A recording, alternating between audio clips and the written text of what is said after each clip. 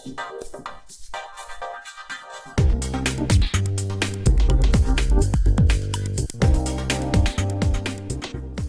name is Kerry Hopwood. I'm a Pro Tools programmer and playback guy on the George Michael tour.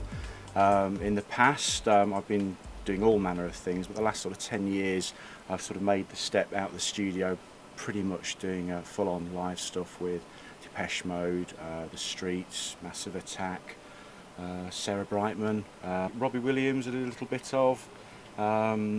Jay-Z actually, yes, of course I forgot I was doing that prior to this for about 7 or 8 months.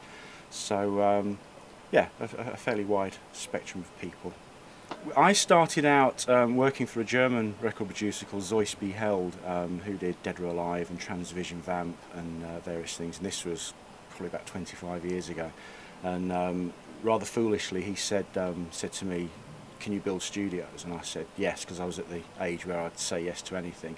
So I was quite fortunate in that I went straight in programming and engineering for him in my early 20s, I think. So I bypassed being a tape op and having to clean toilets and stuff, so I was very fortunate.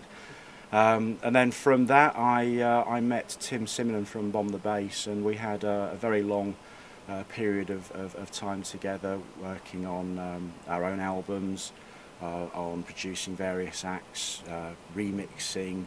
I mean, that culminated in, we produced a Depeche Mode album in '96, '97. The Depeche Mode album that we produced was Ultra, and I think did it come out in '97? It was really, we were replacing one of the members that left, Alan Wilder. So it was Tim Simmerman and myself, an engineer called Q, and a keyboard player called Dave Clayton that came in and made the album with them.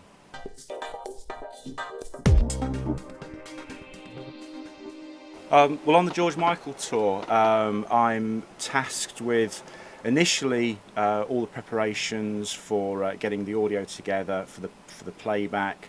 When we're going to rehearsals, I need to sort of have everything that we need so that the band can play along with the clicks and also the time code, so we can synchronise lights and video, very importantly on this gig. When all the preparations done and the rehearsals are done, we're out on the road, and I'm running the playback from the Pro Tools systems here, and hoping they don't go wrong.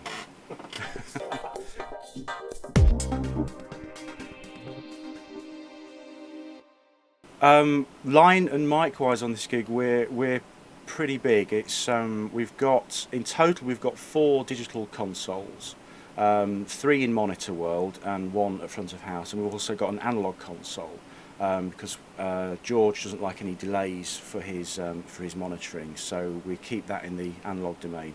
But we've got an orchestra. We've got a 50+ piece orchestra. We've got a band of 6, drums, percussion, guitars, bass, pianos, vocalists, and then obviously the playback stuff. We've got ambience mics, so it's a fair, I think someone said we're up to about 240 channels, so it's fairly vast. Well, the major difference that we found with touring with an orchestra is there's 50 more microphones, so we're picking up every little noise on stage, so we have to sort of try and keep them quiet.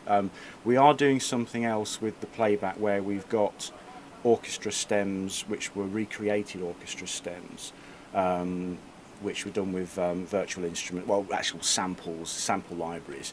So we've got that to sort of bolster the orchestral sound if we need it. Say, for example, when we've done some concerts outside, some of the acoustics have left a lot to be desired, so the orchestral sound has been blown around a bit, so we've faded in what we call the virtual orchestra, just to sort of pad it out a little bit. But if we're in an environment like the Albert Hall, where it's a lot more controlled and purpose-built really, we can just go with the orchestra, and I'm really left just running clicks and time code and the odd little bits of playback for tracks that we've got extra little things on, like sort of bass lines or percussion or some synth parts that the keyboard player isn't doing.